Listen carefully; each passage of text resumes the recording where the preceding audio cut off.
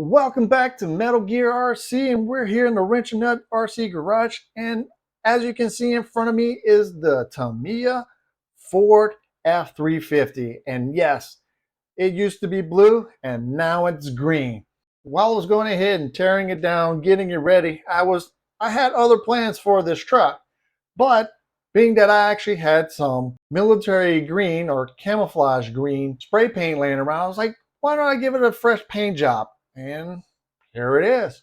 For those that follow me on Instagram and Facebook, you've already seen glimpses and pictures of the progress. In the video, I wanted to show what I've done and what I have planned to do with it. And as you can see, I already did the stencils, and I've took off and painted the back roll bar here. It used to be chrome, now it's nice and flat black, as well as the bumpers in front and the rear. As well as I went ahead and while I was doing this, I wanted to commemorate some of the brave people in the Air Force. Especially, I was able to work with them and got to see them first-handed while we were practicing in a couple of scenarios. And these guys here were outstanding. So I went ahead and found one of their emblems, and I went ahead and recreated it and then painted it here on the front.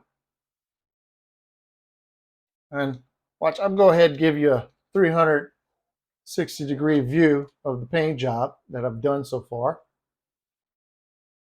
Now I do want to make a couple more stencils and paint them on here. I'm thinking about doing their group number, their squadron number back here. It was the 33rd Rescue Squadron, and I'm thinking about putting that back here on both sides of the bed. So as you can probably see on here that the paint job is not perfect, and that's exactly what I was trying to shoot for. I wanted to shoot for that this is an actual working truck.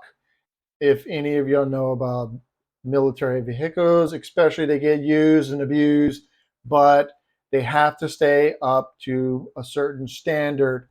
And I wanted to make it look like there's a couple of scratches, but when they're dabbed some paint to kind of like cover up the metal or make sure it doesn't rust, as well as like some of the stencils, I purposely kind of let it bleed, or I scuffed them up a little bit, as well as you probably see it on front here too. Is when I did the stencil, I did the first layer and I let it dry before I peeled it off to let some of the paint flake and peel off with it. And then I came back and I touched it up free-handed with some black flat paint. And you can kind of see that in there. And that's what I wanted. I wanted that look. Oop, I just dropped one of my windshield wiper blades. But that's what I've done so far. And yeah, the windshield wiper blades are still chrome. I need to paint these and then glue them on. Let me go ahead and take these off before they fall off again. I need to paint these flat back and glue them on. The tires, I was going to change them, which I still will, but I will be keeping these tires for this truck here. These rims, I'm going to be taking these off. They're not wide enough. I want them to be a little bit wider. Plus, I wanted to give them the military look, darker black rims, more like a military truck rim. So I'm going to be taking these off and 3D printing some rims that will fit this one, as well as the new tires that I got for it. And these are the new tires. So as you can see as comparing them, this one is definitely wider and it's slightly higher than those tires, but I'm going to be making two sets of rims for these wheels here, and I will be going back and forth depending on the trail doing with this truck. Now the other thing is I want to add a winch, and I've shown this one before on the channel, and it was this bright red, somewhat red, kind of like this, but anodized aluminum red. So I went ahead, took this apart, and spray painted black, flat black, and I'm going to be putting it up here.